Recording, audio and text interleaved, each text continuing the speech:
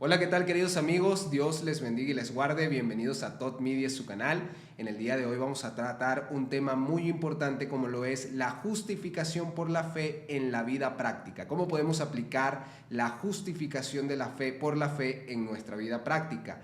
Y para ello tenemos un invitado muy especial, nuestro querido amigo y hermano Manuel Ospino, quien nos acompaña. Ya hace un año, Manuel, desde que habíamos grabado nuestro último video, pero bueno, aquí estamos con la ayuda de Dios. Dios te bendiga, Manuel, bienvenido. Muchas gracias por la invitación que me haces a compartir este espacio. Gloria a Dios por eso y me siento muy contento y esperamos que sea para bendición. Amén, gloria al Señor. Bien, vamos a empezar entonces con nuestro tema principal, el que vamos a tocar. Sin embargo, les pido, queridos amigos, que nos acompañen en oración para que de esa manera Dios pueda dirigirnos. Manuel, puedes tener el privilegio de orar. Con todo gusto, vamos a orar. Nuestro buen Padre Celestial, en el nombre de Jesucristo, Señor, pedimos que en esta hora tu Espíritu pueda auxiliarnos, pueda ayudarnos y que en nuestras mentes y corazones tu palabra sea considerada, Señor, contemplando a Cristo y la hermosura de su santidad para ser nosotros transformados por su divino poder. Por favor, instrúyenos, Señor, háblanos en el nombre de Jesús. Amén. Amén.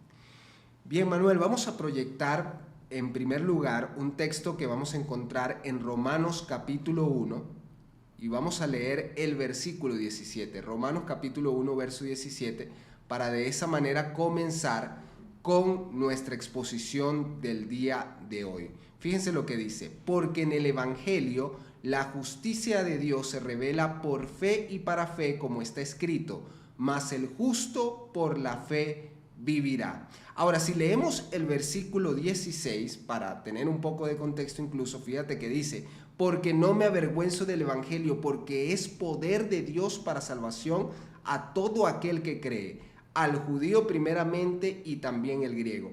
Ahora, Manuel, quiero preguntarte, ahora que tenemos estas dos cosas en contexto, ahora sabemos que en el Evangelio la justicia de Dios se revela por fe y para fe, y ahora que sabemos que el Evangelio es poder de Dios, ¿cómo podemos definir entonces el Evangelio, tomando en cuenta este versículo que acabamos de leer? Bueno, en primer lugar, aquí nosotros nos damos cuenta que el Evangelio es mostrado, es visto no como una realidad legal, una realidad forense, una realidad en un ambiente o en un ámbito totalmente externo al creyente. Aquí el Evangelio más bien es descrito como el poder de Dios para salvación. Ahora, cuando nosotros leemos el poder de Dios para salvación, nosotros inmediatamente haríamos bien en preguntarnos, ¿este poder es poder de Dios para que Dios sea capaz de justificar legalmente la salvación del ser humano? ¿O es poder que va a operar en el ser humano para hacer algo con este a fin de llevarlo al reino celestial? Esa es la pregunta fundamental. Es correcto, porque cuando analizamos muchas de las concepciones acerca de la justificación por la fe, y de eso vamos a hablar en unos instantes, vemos que sobre todo la concepción protestante acerca de la justificación por la fe nos da a entender que la justificación es precisamente una declaración legal. Pero cuando nosotros leemos, por ejemplo, Romanos, como estamos haciendo, sobre todo en el contexto, Manuel, porque fíjate, y esto también lo puedes explicar, cuando nosotros leemos sobre todo Romanos capítulo 1, Romanos capítulo 2, nos damos cuenta que el apóstol Pablo se está dirigiendo a una audiencia en específica, que está conformada tanto por judíos como por griegos. Y cuando el apóstol Pablo, por ejemplo, cita ese versículo de Habacuc que dice, mas el justo por la fe vivirá, si nosotros lo colocamos en el contexto del profeta Habacuc, por supuesto, nos damos cuenta que ese texto, esa palabra que Dios está dando, se está dando en un contexto de salvación, se está dando en un contexto de protección durante la invasión babilónica, que es el contexto histórico del libro del profeta Habacuc.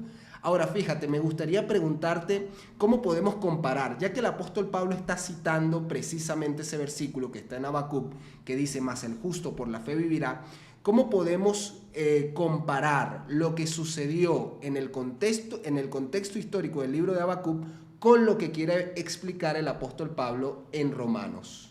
Bueno, una de las formas de hacerlo es, como tú bien lo decías, si somos capaces de puntualizar de qué cosa se va a salvar el justo por la fe en el contexto de Habacuc, entonces nosotros pudiésemos ahora hacerle la misma pregunta al texto de Romanos.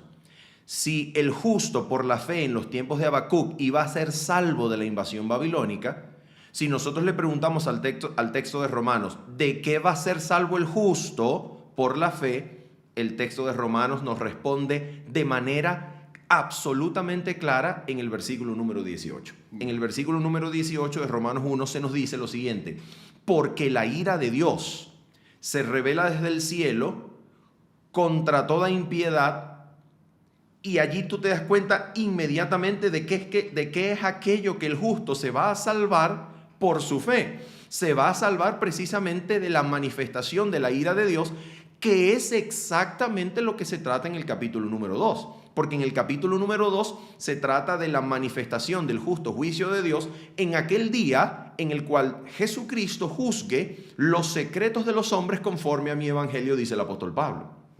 Entonces, está hablando exactamente del día del juicio final, donde el capítulo 2 deja con total claridad que el hombre será juzgado por sus obras y que en aquel contexto del día final, los justificados o los que serán justificados no son los oidores de la ley, sino los hacedores de la misma. De manera que en ese contexto, la justificación por la fe tiene necesariamente que ver con la obra de Dios hecha en el hombre, que lo hace hacedor de la ley, que permite que Dios en su juicio en el día final lo conciba como tal, lo conciba como un hacedor de la ley, y por tanto en aquella justificación o aspecto final futuro de la justificación por la fe, el hombre sea librado de la ira que ha de ser manifestada en el día de la manifestación del juicio de Dios. Entonces, Manuel, en otras palabras, podríamos decir que tal como está descrito en el contexto y en lo que dice el apóstol Pablo, no solamente en el capítulo 1, sino en el resto de la epístola, entonces es necesario no solamente que el hombre sea declarado justo, sino que Dios haga justo al hombre por medio de este poder del evangelio que se describe en el versículo 17 del capítulo 1. En base a eso, me gustaría preguntarte algo bien interesante.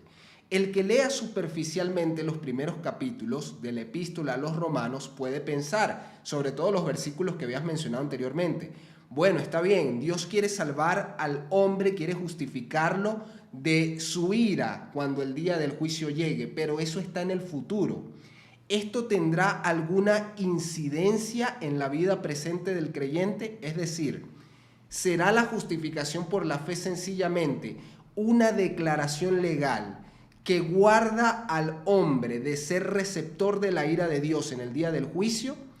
¿O se supone que la justificación por la fe es también una experiencia práctica que influye directamente y actualmente en la vida de aquel que es justificado por Cristo? Yo creo que el mejor lugar en este caso, la epístola a los romanos para responder esta pregunta es hacer un análisis del uso que el apóstol Pablo hace del verbo griego dikaio, que es justificar, en el capítulo número 6 de Romanos. Porque fíjate esto, generalmente quien de manera superficial se da a la tarea de catalogar o de categorizar o de organizar temáticamente la epístola del apóstol Pablo a los romanos puede decir que los primeros capítulos se habla de la justificación, pero a partir del capítulo número 5 en adelante ya no se habla de justificación tanto, sino de santificación, y eso es realmente incorrecto desde el punto de vista, no solamente desde el punto de vista temático, sino desde el punto de vista sintáctico de la epístola. ¿Por qué razón?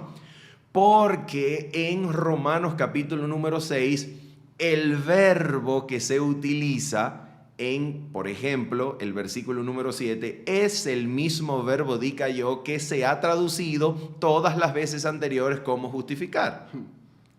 Y si nosotros leemos Romanos capítulo número 6, versículo número 7, allí se nos dice con total claridad que la justificación por la fe ha de ser experimentada como una realidad que opera algo en la vida del creyente.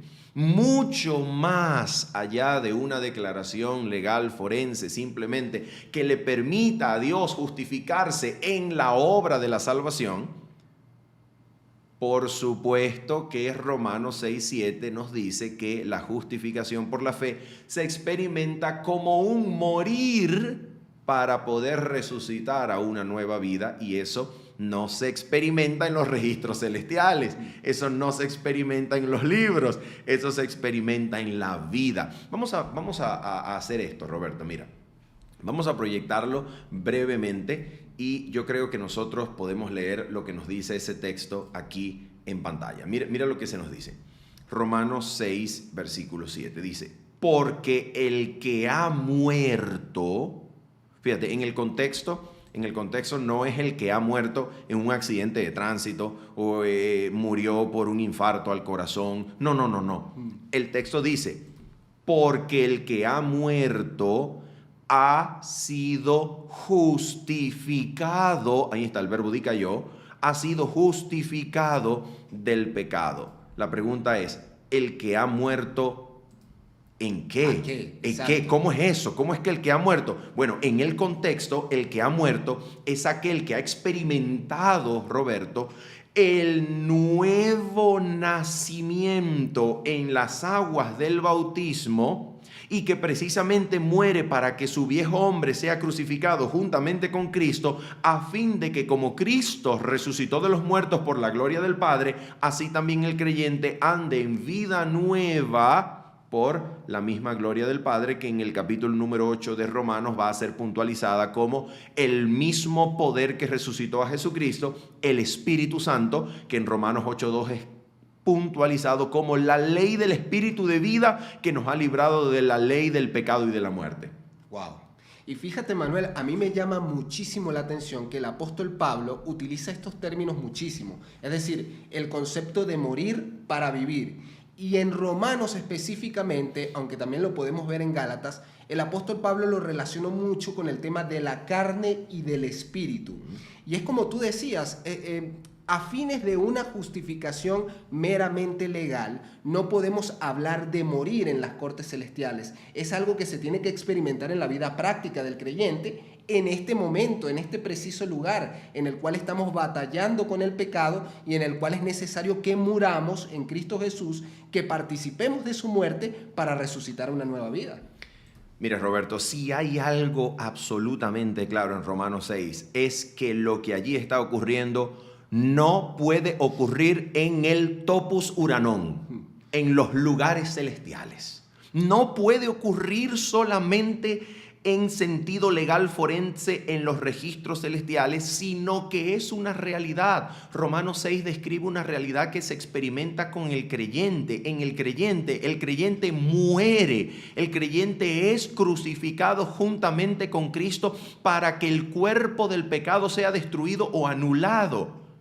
¿De qué manera Romanos 6, utilizando el verbo dikaio, justificar, está describiendo solamente una obra forense que se lleva a cabo en un aspecto o un ámbito de juicio legal donde Dios es capaz de hacer lo que Él quiera con los registros celestiales delante de sí para que el creyente sea considerado corandeo con respecto a Dios justo, pero en sí mismo pecador aún? A ver, eso no tiene sentido en la retórica, en el lenguaje de Romanos 6. Romanos 6 describe una experiencia transformativa, regeneradora, un morir juntamente con Cristo para poder resucitar a una vida nueva, guiada, inspirada, movida por el Espíritu Santo.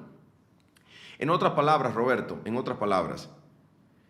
si el apóstol Pablo fuese un teólogo protestante, aquí en Romanos 6, como lo vamos a ver, por ejemplo, también más adelante en 2 de Corintios capítulo 5 y en Tito capítulo número 3. Aquí el apóstol Pablo, si fuese un teólogo protestante, está diciendo exactamente las cosas que no debería haber dicho sobre la justificación. Porque ¿a quién se le ocurre utilizar la palabra dikaiō, justificar, en un contexto tan práctico, tan vivencial, tan de experiencia, tan experimental como lo es Romanos 6? Únicamente puede indicar, únicamente puede reflejar una experiencia pragmática. Absolutamente. Es decir, en palabras sencillas, la salvación, tal como el apóstol Pablo la describe en Romanos, tiene que experimentarse en esta vida. Absolutamente. Y la razón por la cual tiene que experimentarse te lo viene dando el mismo autor desde el capítulo número 2, versículo número 13, donde él dice: no son los oidores de la ley los que serán justificados, sino los hacedores los que serán así justificados. El versículo, en primer lugar, lo cité mal, el versículo decía: no son los oidores de la ley los justos ante Dios, sino los hacedores los que serán justificados. Entonces, allí ya el versículo número 13 de Romanos te está diciendo con toda claridad que sea lo que sea que la justificación haga con relación al hombre, tiene que convertirlo en un obediente a la ley. Tiene que hacerlo guardador de los mandamientos de Dios. Y no hay nada de abstracto en esto que estás diciendo, porque, sabes, a veces cuando leemos, por ejemplo, Romanos, en los cristales de la teología, sobre todo la teología protestante, solemos mucho complicar los conceptos, pero aquí vemos que el apóstol Pablo está diciendo con total claridad que aquel que ha sido justificado tiene que ser un guardador de la ley.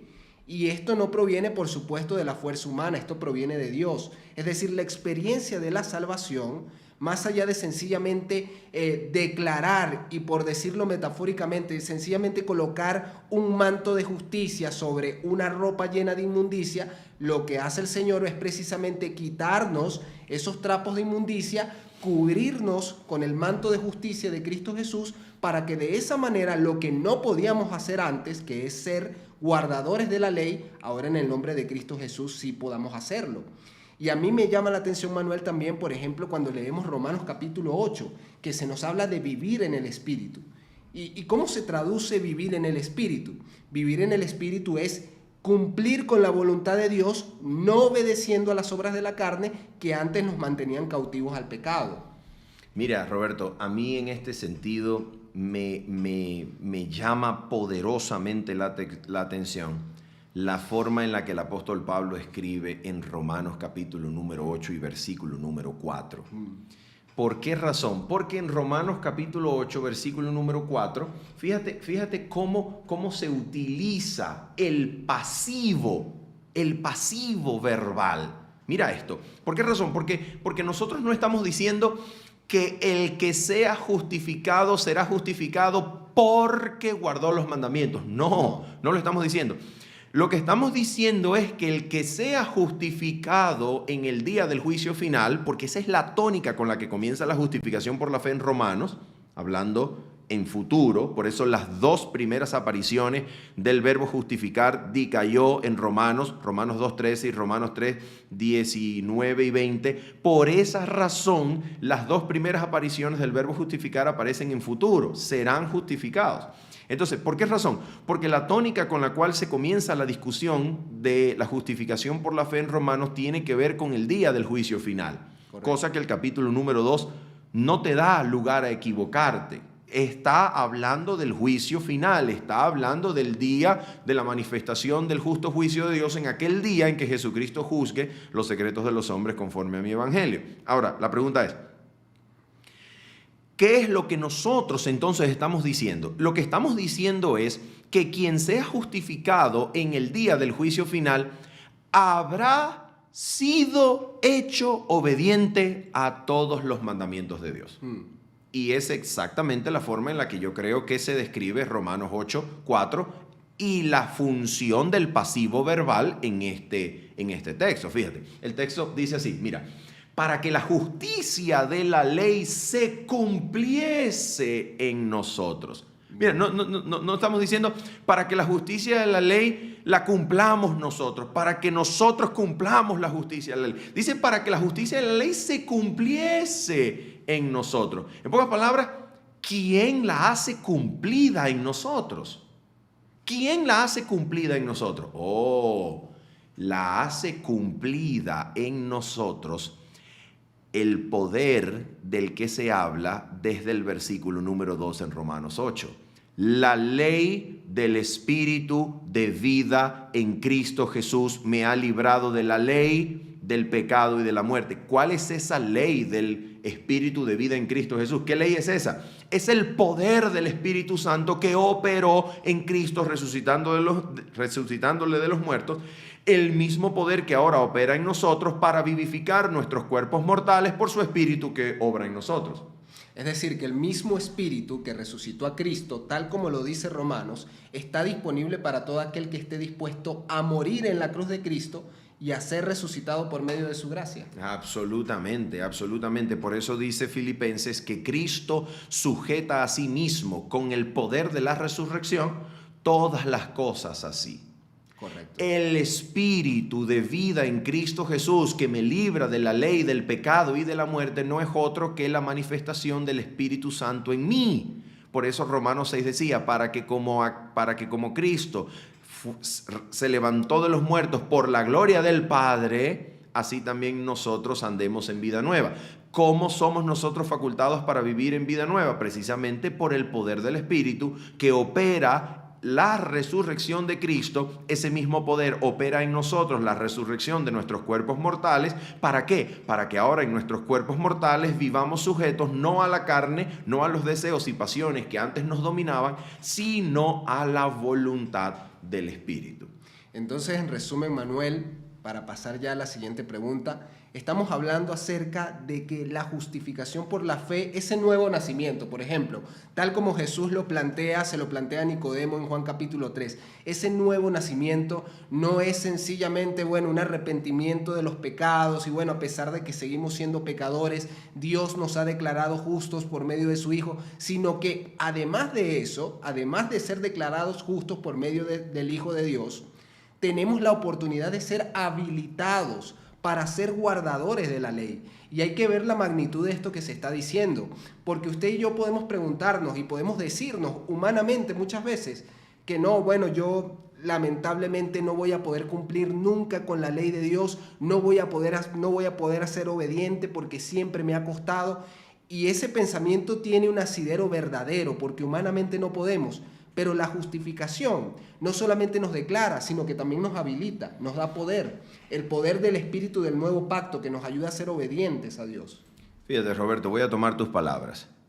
La magnitud de lo que nosotros estamos diciendo es que Dios no justifica para que nosotros seamos salvos en nuestros pecados, sino de ellos. Dios justifica para que su obra poderosa se verifique en nosotros a fin de que nosotros seamos librados de nuestros pecados y seamos habilitados para vivir vidas obedientes, para que seamos hechos obedientes por Él.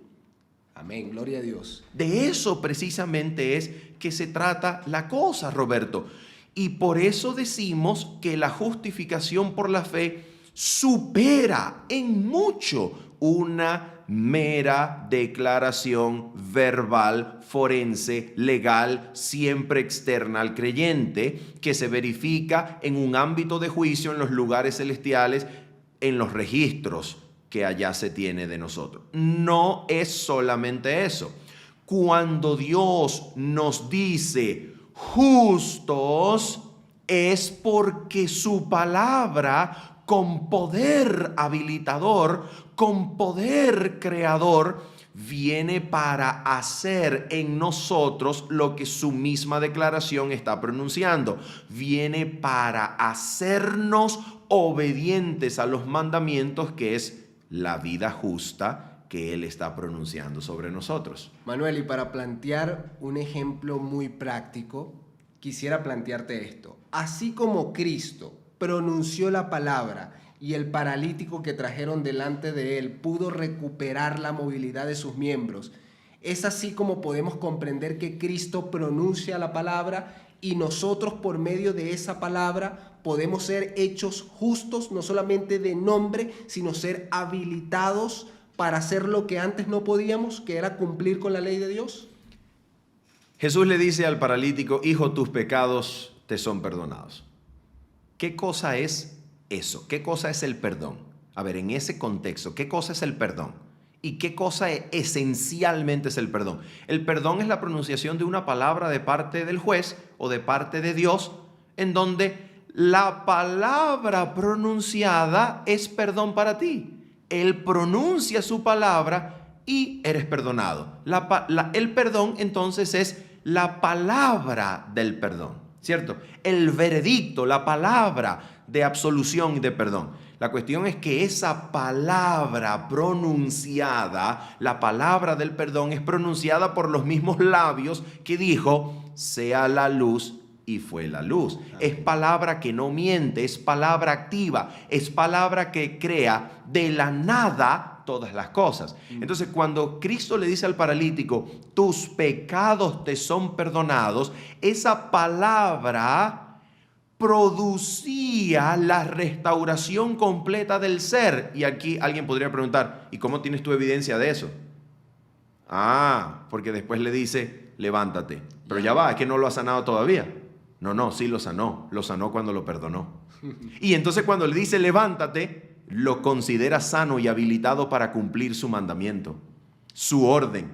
Y el paralítico tenía que creer así. Si no lo creía, le iba a decir: pero sáname primero. Correcto. Sáname primero y yo camino. No. Él tenía que creer que la palabra del perdón había sanado su ser porque él lo había sentido. Tenía que aferrarse a la palabra de Cristo. Y es que lo había sentido porque el deseado de todas las gentes nos dice, Roberto, que él, cuando escuchó esa pronunciación de perdón, esa palabra del perdón, la paz de Dios inundó su ser hasta el punto de que si la cosa hubiese llegado hasta allí, él hubiese ido a su casa feliz, en paz con Dios. Qué maravilla. Él sintió que la palabra del perdón pronunciada por Cristo había restaurado todo su ser. Y entonces cuando se le dijo levántate, no dudó, sino que hizo instantáneamente lo que la palabra le decía. Y Dios, cuando el paralítico creyó a su palabra habilitadora, creadora, sanadora, Dios suplió el hecho. En resumen, Manuel, cuando Dios declara a uno de sus hijos justos en Cristo Jesús, esa misma palabra que creó los cielos y la tierra puede hacer de esa persona que antes era pecadora, puede hacerlo un verdadero justo por medio del Espíritu. No por medio de su fuerza, sino por medio de la justificación y del poder de Dios. Con razón Pablo decía que el Evangelio es poder de Dios. Exactamente, y ahí volvemos al comienzo, Roberto. A ver, el Evangelio es poder de Dios para salvación a todo aquel que cree. ¿Poder de Dios para qué? Debemos leerlo como la capacidad divina de justificar la salvación de la humanidad delante de las inteligencias celestiales. No, yo creo que no. En el contexto, poder de Dios, en el capítulo número 1, versículo número 19 en adelante, el apóstol Pablo comienza a hablar del poder creador por medio del cual Dios ha dejado huella en la naturaleza de su acto creador. Estamos hablando de poder creador, poder para modificar, poder para cambiar, poder para renovar, poder para resucitar. Por tanto, no podemos limitar el concepto. El Evangelio es poder de Dios para salvación a todo aquel que cree, como el Evangelio es la habilidad divina que lo capacita para justificar la salvación de los hombres en juicio delante de las inteligencias celestiales. No, el Evangelio es poder de Dios que opera, que transforma, que renueva las vidas de aquellos que lo creen para ser hechos guardadores de los mandamientos de Dios y así Dios pueda llevarlos como idóneos al reino celestial. Y ahora, teniendo esto en contexto, vamos a analizar una pregunta interesante y es la siguiente. ¿Cómo podemos relacionar este tema? Es decir, que Dios no solamente nos declara justos, sino que puede hacernos justos en Cristo Jesús. ¿Cómo lo podemos relacionar con la vindicación del carácter de Dios en los últimos días, tomando en cuenta, por supuesto, la escatología adventista? Sabemos que al final de los tiempos, va a existir un pueblo que va a vindicar el carácter de Dios en toda la tierra y ante todas las inteligencias del universo. ¿Cómo actúa esa justificación por la fe, ese concepto que no solamente nombra, sino que transforma para vindicar y alzar el nombre de Dios como verdaderamente justo?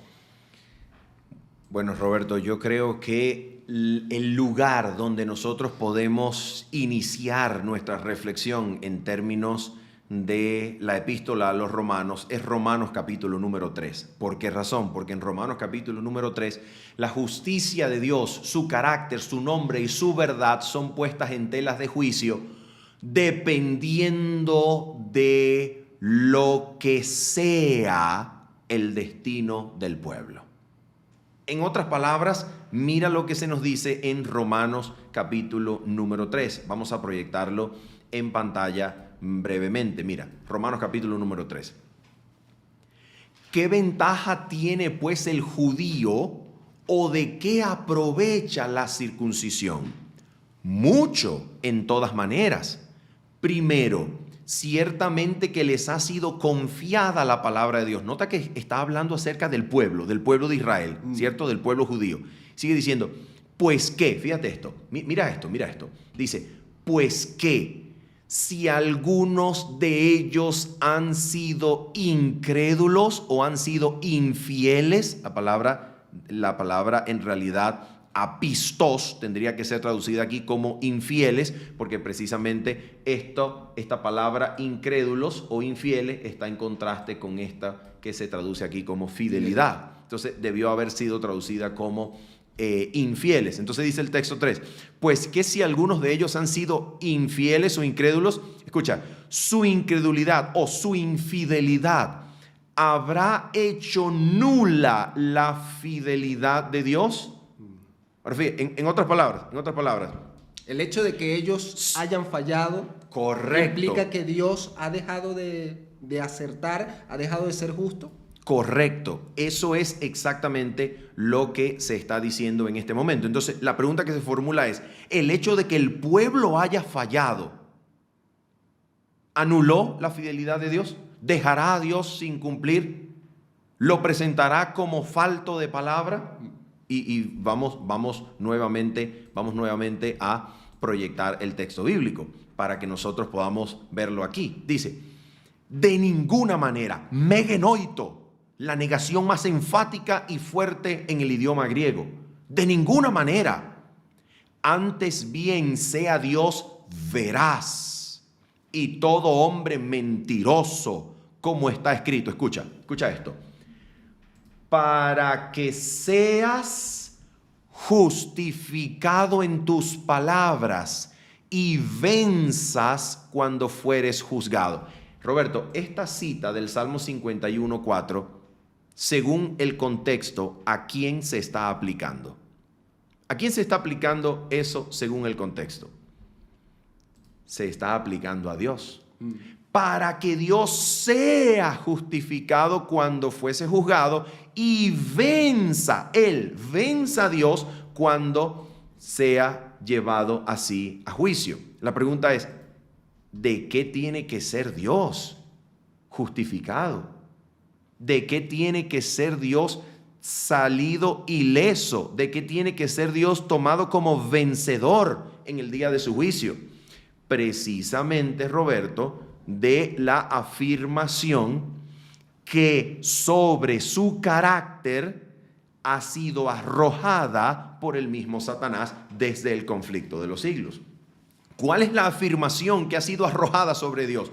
Bueno, precisamente que Él como creador creó un orden de criaturas que no pueden obedecerle. Por tanto, tiene que desligarse, tiene que desprenderse, tiene que deshacerse de la ley, porque su orden no puede serle obediente a esa ley.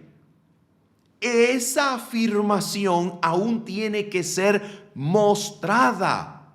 El universo aún tiene que conocer que sus criaturas pueden ser habilitadas para la obediencia y Él, su orden creador, su palabra, su ley pueda ser vindicada, justificada en aquel día de juicio, donde Él presente sin mancha delante de sí a los redimidos. Muy interesante. De eso, Roberto, es que se trata. Y por esa razón yo creo que se nos presenta aquí una relación. Nota, Roberto, que en todo Romanos 2, 3, 4, 5, 6 se está hablando todavía de justificación. ¿Para qué aparece este uso del verbo justificar en relación con el carácter de Dios? Precisamente porque Dios, al presentar en el día de juicio final a un pueblo para sí, finalmente Dios saldrá victorioso cuando fuere juzgado. Y no solamente es que lo va a presentar frente a las cortes celestiales, es que ese pueblo, hecho obediente a los mandamientos de Dios, tiene que dar testimonio aún en esta tierra, antes de la segunda venida de Cristo. Tiene que dar testimonio precisamente de que la ley de Dios puede ser obedecida. Y si nos ponemos a ver, Manuel, esas son las promesas del nuevo pacto, que también lo podemos comparar con el pacto eterno. La promesa del nuevo pacto, como está planteada en Jeremías 31, dice que Dios coloca su ley en la mente de las personas o de su pueblo. Y por ejemplo, cuando lo comparamos con Hebreos capítulo 13, dice que la sangre del pacto eterno nos habilita para toda buena obra. Es decir, que todo lo que podemos relacionar entre justificación y lo que podemos ver, por ejemplo, con el pacto eterno, con el nuevo pacto, es que es el deseo de Dios hacer un pueblo justo. Pero no solamente justo en el sentido de ser declarado justo, sino en un pueblo que verdaderamente sea justo porque obedezca los mandamientos de Dios, no por su fuerza, no por su inteligencia, sino por el nuevo nacimiento que ha sido obrado por medio de Cristo. Alguien podría preguntar aquí, bueno, pero ¿qué tiene que ver la justificación con el nuevo pacto o el pacto antiguo? Bueno, lo interesante es que el nuevo pacto es llamado en 2 de Corintios, capítulo número 3, versículo número 9, es llamado ministerio de justificación. ¿Por qué razón se le llama ministerio de justificación al nuevo pacto? Porque se le está contraponiendo, se lo está oponiendo al ministerio de condenación que fue el pacto antiguo. Y en este sentido, la relación entre justificación y nuevo pacto se da precisamente porque aquel que abraza las promesas del nuevo pacto es justificado. Y en este sentido, ¿qué significa ser justificado en el contexto del nuevo pacto? Significa recibir el cumplimiento por la fe de las promesas del nuevo pacto. Y esa promesa incluye, como tú bien lo decías, la escritura, la grabadura de la ley en la mente y el corazón para nosotros ser hechos así obedientes. ¿Cómo lo diría Hebreos 13? Hebreos 13 lo va a decir con toda claridad. La sangre del nuevo pacto hace aptos al creyente o a los creyentes en toda buena obra, haciendo Él en vosotros lo que es agradable delante de Él por Jesucristo, a quien sea la gloria por los siglos de los siglos. Por eso, ¿recuerdas el pasivo? La ley no la cumplimos nosotros para ser justificados. Él hace que su ley se cumpla en nosotros cuando nos justifica. Amén. Qué gloriosa promesa.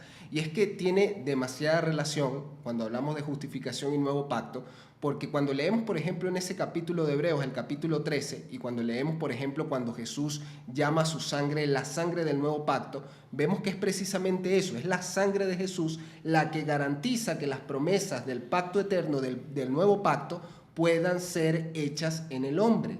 Y por eso es que nosotros tenemos que estudiar con espíritu diligente el tema de la justificación, porque por medio de la justificación en Cristo es como vamos a recibir poder, como vamos a recibir las bendiciones de ese ministerio de reconciliación para poder dar testimonio de la justicia de Cristo ante las naciones de la tierra. Y Manuel, ya para ir cerrando este tema, yo quisiera resaltar un detalle que a mí me parece muy interesante. No solamente pasa en Romanos, Pasa también, por ejemplo, en Gálatas y pasa también en Efesios. Y vemos cómo el apóstol Pablo siempre en los primeros capítulos de sus epístolas parece desarrollar una teología complicada.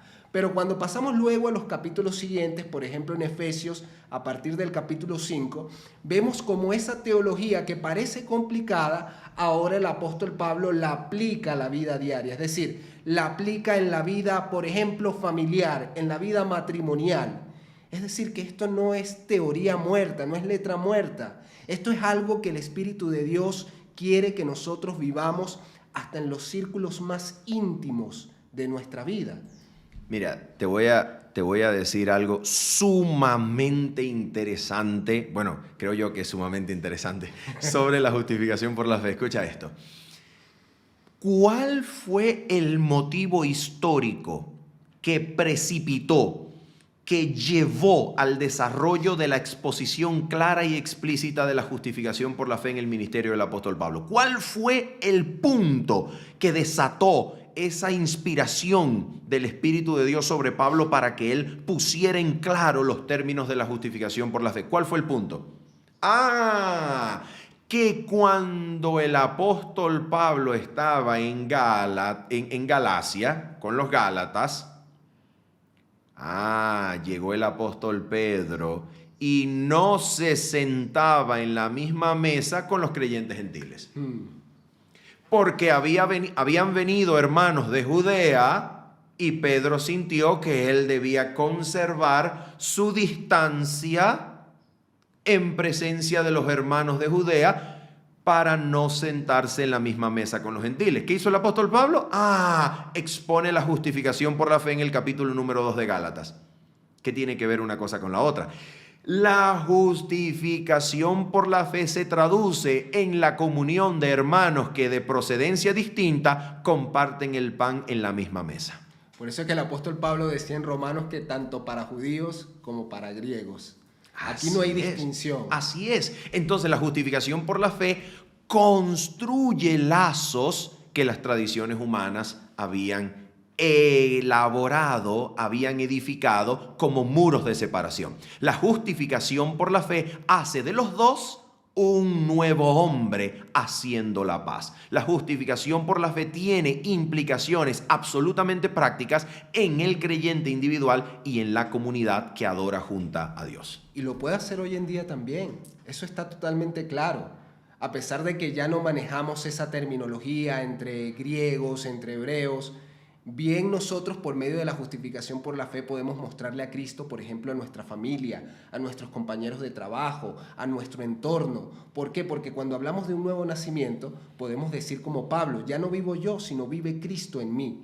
Y de esa manera, por medio de una justificación que obra, que se manifiesta de manera pragmática, entonces se le puede mostrar al mundo que ser obediente a la voluntad de Dios es posible por medio del poder del Evangelio, como decía el apóstol Pablo. Por eso me encanta cómo la epístola del apóstol Pablo en Romanos 8, en Efesios 4 al 5 y 6 también, por supuesto, lleva, como tú lo decías, lleva esa aplicación a la práctica de su discurso sobre la salvación y la justificación por la fe. Y es que en Romanos 8, por ejemplo, se nos dice que quien ha sido justificado puede ser cimentado en el conocimiento del amor de Dios, de manera que es hecho un victorioso y más que victorioso en Cristo. Amén. En Efesios, por ejemplo, se nos dice que quien ha nacido, quien ha comprendido lo que Cristo ha hecho por su iglesia en la cruz del Calvario, es así presentado delante de Dios como una iglesia pura, sin mancha, ni arruga, ni cosa semejante. Una cosa gloriosa, Roberto, el testimonio delante de todos los seres celestiales de que Dios es capaz, su gracia y su sangre son eficaz, es un pueblo que ha sido justificado precisamente para ser hecho obediente a todos los mandamientos de Dios. Gloria a Dios, gloria a Dios. Y este es un mensaje demasiado importante para estos tiempos actuales. Manuel, ¿qué te parece si para culminar vamos a tener una palabra de oración para pedirle que este poder de la justificación por la fe, para pedirle a Dios para que ese poder pueda ser una realidad en nuestra vida. Porque muchas personas que estén viendo este video quizás no han experimentado ese poder, quizás todavía están atadas a algún vicio, a algún pecado. Es algo que podemos experimentar, pero sin embargo, por lo que hemos leído en la palabra de Dios, es totalmente viable que el poder de Dios, y es lo que quiere Dios, que el poder de Dios obre en nuestros miembros, de modo que nuestras facultades sean resucitadas y podamos vivir en una nueva vida, representando siempre el carácter de nuestro Dios. Vamos a tener una palabra de oración, Manuel, y de esa manera culminamos con nuestro estudio. Padre celestial y eterno, te damos eternas gracias porque nos has hecho comprender por medio de tu palabra que tú no solamente nos has declarado justos, sino que por medio de Cristo Jesús nos quieres hacer justos. Permite que este poder sea una realidad en nuestra vida, que podamos dedicarte por completo cada una de las emociones de nuestro corazón, para que tú puedas transformarlo, quitar el corazón de piedra y colocar un corazón de carne, puedas hacer morir nuestro yo en la cruz de Cristo y de esa manera podamos ser resucitados a nueva vida. Gracias por este espacio y gracias por cada uno de nuestros amigos que nos acompañan. En el nombre de Jesús te pedimos todo. Amén. Amén. Y amén. Amén. Y bueno, Manuel, Dios te bendiga. Gracias nuevamente por Gloria a acompañarnos. Siempre es un privilegio tenerte por acá. Generalmente estoy yo en tu canal, así que siempre es bueno también tenerte en mi canal para la honra y gloria de nuestro Dios. Queridos amigos, será hasta una próxima oportunidad. Recuerde usted suscribirse, compartir el video si es de su agrado y estaremos compartiendo, estaremos prosiguiendo en trazar la palabra de Dios para de esa manera llevar el evangelio a toda nación, tribu y lengua. ¿Alguna palabra final, Manuel? Sencillamente decirles que esperamos con todo el corazón que este espacio, que este compartir de la palabra sea para la gloria del Señor en la operación de su santo y completo poder en su vida, para que usted crezca, para que usted levante su mirada y mire más alto y pueda poner sus ojos en Cristo para ser transformado. Que el Señor le bendiga y le guarde. Estuvimos hoy para ustedes, Manuel Ospino y Roberto Barrios. Será hasta una próxima oportunidad. Nos vemos.